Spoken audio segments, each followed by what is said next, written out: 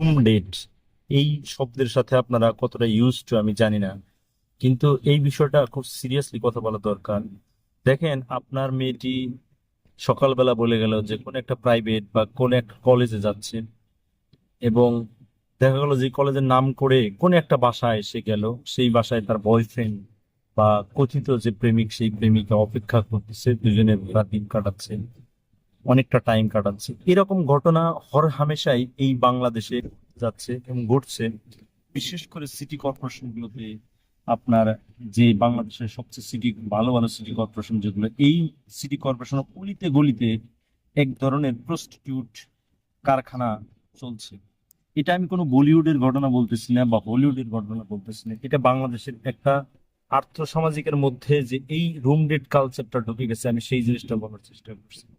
দেখেন, যদি এটা না হয়ে থাকে, আপনি যদি ইউটিউব বা গুগল বা বিভিন্ন সামাজিক যোগাযোগ মাধ্যমে ঢোকেন, তাহলে দেখবেন, আপনি যদি 30 মিনিট স্ক্রল করেন, দেখতে পারবেন যে বিভিন্ন ইস্যু নিয়ে একজন আরেকজনের সাথে ফষ্টি নষ্টি করতে গিয়ে ধরা পড়ছে, বা একজন আরেকজনের সাথে রুম ডেট করতে গিয়ে ধরা পড়ছে।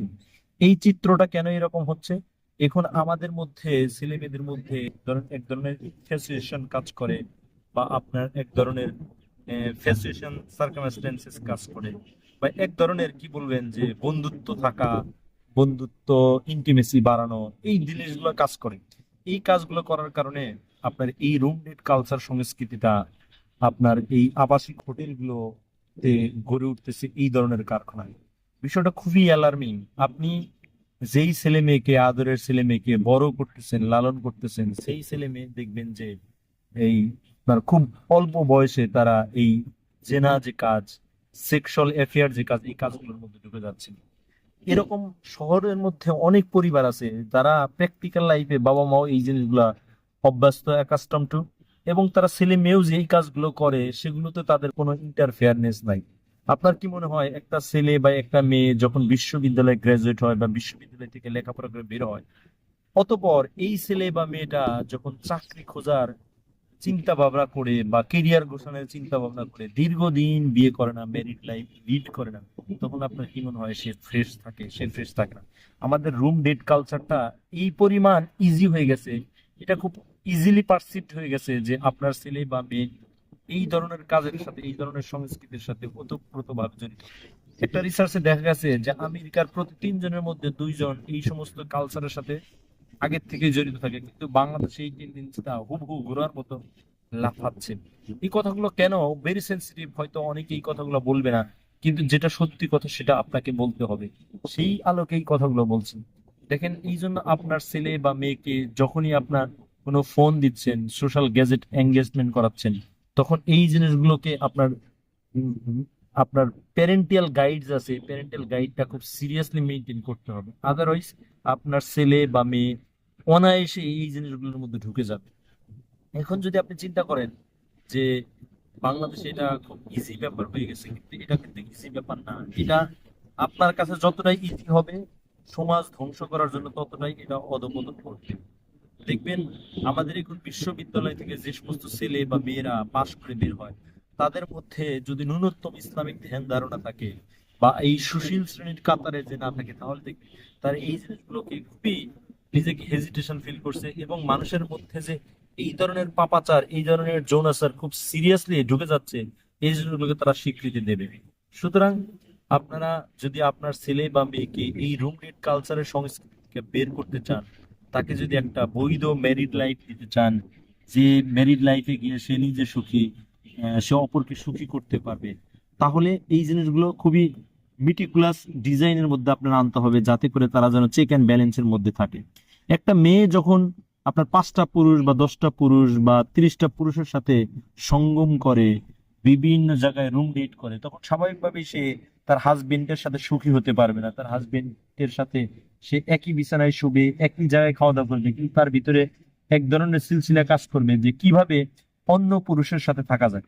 আর এটা তো বিশেষত সুন্দর কথা যে আপনার স্ত্রী যত বেশি সুন্দরী হবে, তত বেশি পরকীয়া জড়ানোর আসক্তি থাকে।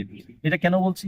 তার ভিতরে অনেক ধরনের টোপ কাজ করে, অনেক ধরনের মানুষ জাল বোনার চেষ্টা করে। সুতরাং এই জিনিসগুলোও কিন্তু খুব সিরিয়াসলি আপনাকে চিন্তা ভাবনা করতে হবে। আপনার যে মোবাইল ডিভাইসটি আপনার ছেলে বা মেয়েকে আপনার বউকে তুলে দিচ্ছেন, সেই ডিভাইসের মধ্যে যদি আপনি কোনো কন্ট্রোল না নিয়ে আসতে পারেন, কোনো কন্ট্রোলের বালাই যদি চিন্তা না করেন, তাহলে দেখবেন যে এই জিনিসগুলা আমাদের স্রোতের সাথে মিলিয়ে যাবে। এখন তো খুব স্বাভাবিকভাবেই গুগলে যে কথাগুলো বললাম, আপনার ফেসবুকের যে কথাগুলো বললাম, এই কথাগুলো বিদেশ যারা থাকে তাদের যে স্ত্রী আছে বা তাদের যে কন্যা সন্তান ছেলে মেয়েরা থাকে, এই জিনিসগুলোর মধ্যে ডুবে যাচ্ছে। কিন্তু এই জিনিসগুলোর মধ্যে বাংলাদেশের যত মানুষ ডুবে হবে, আক্রান্ত হবে, তত বেশি আমাদের সামাজিক যে বন্ধন, আমাদের যে কালচারাল বন্ধন, এই বন্ধনগুলো নষ্ট হয়ে যাবে। দেখেন, আজকের যে স্বামী স্ত্রী সম্পর্ক বা আপনার ছেলে মেয়ের যে সম্পর্ক, যারা বিবাহিত হয়, বিবাহিত হওয়ার পরে একটা বা দুইটা সন্তান নেওয়ার পরে তার হাতে প্রচুর পরিমাণ টাইম থাকে, যে টাইমের মধ্যে কোনো স্কিলফুল কাজ বা কোনো নলেজেবল কাজের মধ্যে সে এঙ্গেজ হতে পারেন, তখনই কিন্তু সে কারো না কারো সাহচর্য চায়, যে সাহচর্যের মধ্যে থেকে কথা বলতে চায়। সুতরাং এই জিনিসগুলোকে যদি আপনারা ব্রেক করতে চান, ভাঙতে চান, তাহলে আমাদের রুটেড কালচারকে যদি ভাঙতে চান, তাহলে আমাদের মধ্যে ধর্মীয় শিক্ষার যে প্রচার এবং প্রসার, সেই জিনিসগুলোকে আপনার সর্বাত্মক ভাবে ছড়িয়ে দিতে হবে। আমরা জানি যে ইমানদার ব্যক্তি তাকেই বলা হয় যে অন্তরে বিশ্বাস করে উপরালা থাকে এবং উপরালা এই জিনিসগুলো দেখতেছে এবং বাস্তবে এই জিনিসগুলো প্রকাশ করবে এবং প্রচার করবে। এবং 3 নাম্বার যে ঘটনা, যে এই ঘটনার আলোকে সে চিন্তা করবে যে আমি মরার পরে আমার কি ধরনের ঘটনা হবে। আপনি যতক্ষণ না পর্যন্ত নৈতিক শিক্ষাকে সিরিয়াস লেভেলে নিতে পারবেন, ততক্ষণ পর্যন্ত আপনি এই জিনিসগুলো থেকে, সমাজ থেকে ইরাডিকেট করতে পারবেন, রিমুভ করতে পারবেন। কোনো ব্যক্তি যদি বিশ্বাস করে যে আমি যা করতেছি সব কাজগুলো পরবর্তীতে আমার অ্যাকাউন্টেবল হতে হবে, আমাকে দায়ী হতে হবে, তখন কিন্তু সে এই কাজগুলো করবে না। সুতরাং ধর্মীয় শিক্ষার বিকল্প কিন্তু এই মুহূর্তে কিছু নেই। পৃথিবীতে শ্রেষ্ঠ 3টা গুণা আছে। 1 নাম্বার গুণা হলো আপনার হত্যা গুণা। অর্থাৎ বিষয়টা এরকম যে আপনি যদি কাউকে হত্যা করেন, সারা পৃথিবীর মানুষকে হত্যা করলেন। দ্বিতীয়ত কথা হলো যে শিরক করা, অর্থাৎ আল্লাহ যা পারে মানুষ এই কাজ পারে, বা এই বিষয়গুলো না থাকলে, এই চাকরি না থাকলে, এই প্রফেশন না থাকলে আমি চলতে পারতাম না, এটা বিশাল বড় একটা শিরক। আমার সন্তান না থাকলে আজকে আমি না খেয়ে থাকতাম, এটা বিশাল বড় একটা শিরক। 3 নাম্বার যে ঘটনা, সেটা হলো যে জিনা। জিনার শাস্তিটা চাইলে একজন আরেকজনকে সে মাফ করে দিতে পারে না। অনেকেই বলে এটা পারস্পরিক সম্মতি, মানে আমাদের সুশীল শ্রেণীরা বলে পারস্পরিক সম্মতিতে এই ধরনের ঘটনা ঘটতে পারে। কিন্তু জিনার শাস্তি কিন্তু সরাসরি বেত্রাঘাত নাই। এই জিনিসগুলো যদি অবিবাহিত হয়ে থাকে, তাহলে যেমন তাকে 80 বেত্রাঘাত করার নিয়ম বা 100 বেত্রাঘাত করার নিয়ম, এদের মধ্যে যদি তার মৃত্যু হয়তো হয়ে গেল। কিন্তু যদি বিবাহিত নারী বা পুরুষ হয়ে থাকে, তাহলে তাকে কিন্তু কঙ্কর নিক্ষেপ করে একবার মারা সরাসরি জরুরি, এবং মেরে ফেলার নিয়ম, এটা কোরআনের নিয়ম। এই জিনিসগুলো যদি কোনো ব্যক্তি বিশ্বাস করে এবং মনে প্রাণে লালন করে যে এই জিনিসগুলো দুনিয়াতে যদি আমি শাস্তি না পাই, পরকালে আমি এই শাস্তির সম্মুখীন হব, তাহলে দেখবেন এই রুম ডেট কালচার, এই ইনফ্যাচুয়েশন লাভ বা আপনার এই যে জিহাদি লাভ, এই সমস্ত বিষয়গুলোর থেকে সে বেরিয়ে আসতে পারবে এবং নিজেকে যে কোনো ভাবেই সে কন্ট্রোল করতে পারবে। আর এটার সলিউশন, সবচেয়ে বড় সলিউশন, যত দ্রুত পারেন ছেলে বা মেয়েকে আপনি বিয়ে করিয়ে দেন এবং তার একটা কর্ম করে দেন, যে কর্ম থেকে সে নিজেকে সেভ করতে পারবে এবং তার একটা সংসার লাইফ লিড হবে। সে বৈধ পন্থায় এই সেক্সুয়াল যে আপনার স্যাটিসফ্যাকশন আছে, সেটা সে মিট আপ করতে পারবে। যদি করতে পারে, তাহলে এই রুম ডেট কালচার থেকে বেরিয়ে আসতে পারবে। ধন্যবাদ।